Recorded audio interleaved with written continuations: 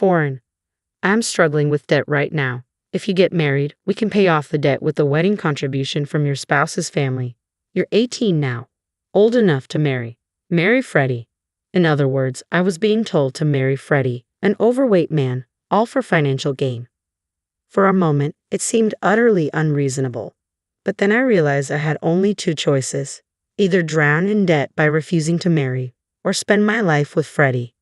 As these options swirled in my mind, I remembered something: anything to get me out of this house. The story begins over a decade ago. My name is Felicity. Growing up, I was treated terribly by my parents.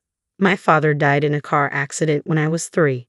He was a very kind man, but Mom apparently didn't care for him much. I have no memories of being loved by her, probably because I resembled my father. Mom remarried just 6 months after my father's death. According to her, she'd have been involved with my adoptive father even when my father was alive. Mom and my adoptive father, who had betrayed my kind father, treated me horribly. I was treated as if I didn't exist, and my pleas were always ignored. It seemed to get worse after my sister Olivia was born. While Mom and my adoptive father adored Olivia, I was always the outcast. They did give me birthday presents each year, but they were small, pencils or erasers, while Olivia got everything she wanted. Even at Christmas, Santa Claus never visited me. As a child, I often cried alone, hugging my knees, believing Santa didn't come because I was a bad child. During those painful days, something happened. I was 7 years old and a hurricane was pouring heavy rain. Olivia had a fever, and my parents, who doted on her, were in a panic. My adoptive father told me to fetch a sports drink for Olivia. Reluctantly, I ventured out into the torrential rain, wearing a raincoat. My small body struggled against the fierce wind and relentless downpour. Our house was in the countryside, and it took an hour to reach the nearest supermarket on my tiny legs.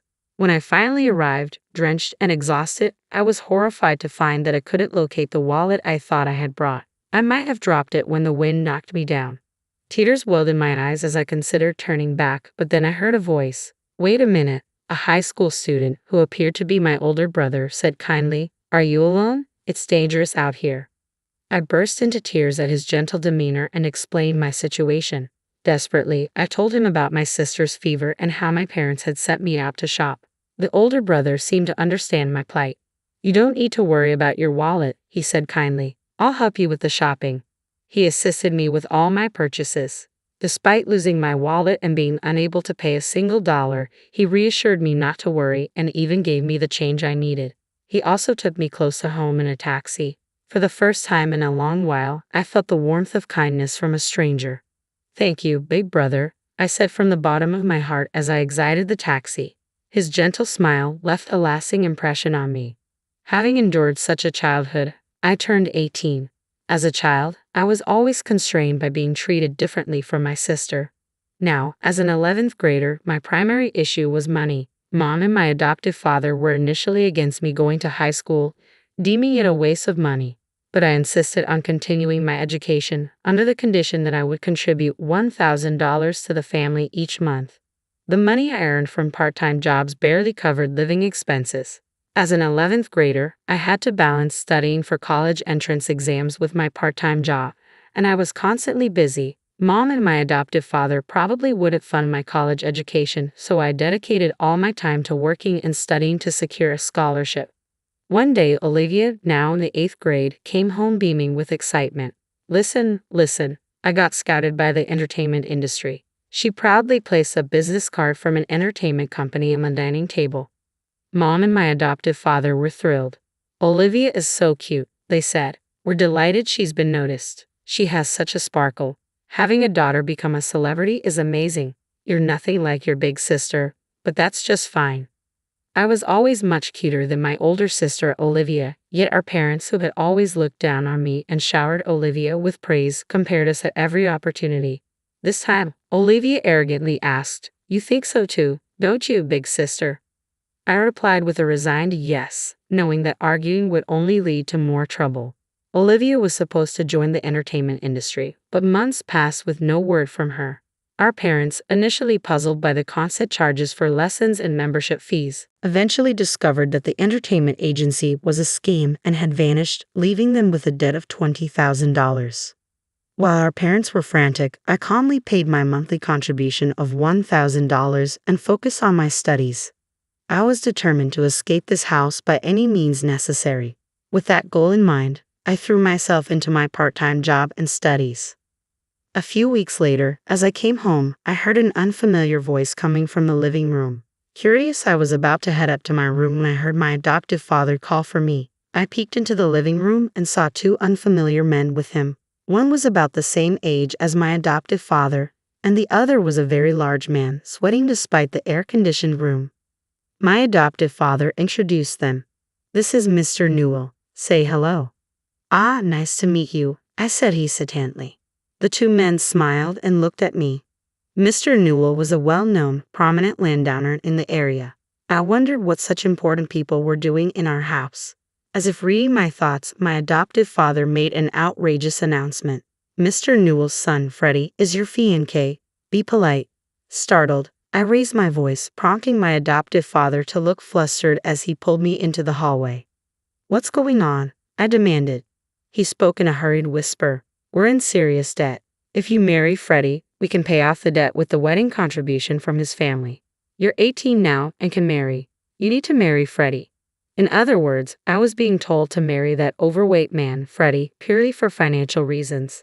At first, it seemed utterly unreasonable, but I soon realized I had only two choices: accept the marriage and live with Freddie, or refuse and face a future of crushing debt. The thought of escaping this house was all-consuming. "Are you finished?" Mr. Newell, who had been waiting in the living room, asked anxiously. "Will you marry our Freddie?" With a forced smile, I replied, "Yes, gladly." So, that very day, I was to marry Freddie. I was told to move into Freddie's house immediately and was sent out with only my study materials. Freddie, noticing my lack of belongings, asked, "Don't you have any clothes or anything?" I had never owned any cute clothes, so I simply said, "That's all I have." Freddie's eyebrows furrowed in concern. Mr. Newell, my father-in-law, was a well-known landowner whose name I recognized, but he was very friendly. His car drove through a large gate and into a sprawling estate before stopping in front of a solitary house. "This is a separate house I built for Freddie when he married," Mr. Newell explained. "Since Freddie couldn't find a spouse until now, I'm glad someone as wonderful as Felicity is marrying him." He briefly explained the arrangement and then said, "I'll leave it to the young couple now," before leaving Freddie and me alone. Suddenly, I was alone with Freddie, facing an uncertain future. I felt a bit wary of Freddie, but he calmly showed me around the separate house. As he led me to a spacious room furnished with comfortable furniture, he said, "This is your room, Felicity. The lock works from the inside, and if you're worried, don't hesitate to ask for a key change. I promise I won't lay a finger on you." He continued, "I've informed your parents that we'll cover your high school expenses so you can reduce your part-time job hours if you can. If you want to go to college, I'll support that too." I was taken aback by Freddie's unexpectedly considerate treatment. He even mentioned that he had no intention of getting a marriage license, suggesting that we have a common-law marriage. He added that if I found another man I liked, I was free to pursue that relationship. Surprised by how much this arrangement exceeded my expectations, I couldn't help but ask, "What's the purpose of this marriage? It seems like I'm the only one benefiting from this." I wondered if it was rude to ask, but thought it was better to clarify now rather than face potential complications later. Freddie paused for a moment before beginning. "I might be meddling, but do you remember the day of the hurricane when you went shopping as a child? We met then. Do you remember?" I was stunned. How could I forget?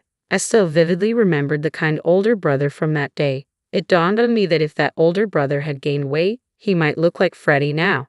"Are you the older brother from that time?" I asked, feeling a rush of apology. "I'm so sorry. I didn't recognize you," Freddie admitted with a chuckle. "I've put on a lot of weight since then. Stress from working full-time made me eat too much. But you haven't changed, Felicity. When my dad showed me your picture and asked if I wanted to marry you, I knew right away it was you. Are you still being treated poorly and suffering like you were back on the day of the hurricane?" Freddie's words were as kind as they had been that day, and I nodded, feeling a deep sense of relief. Freddie smiled warmly and reassured me, "It's okay now. You don't have to worry about money or being treated badly anymore. You can live freely in this house."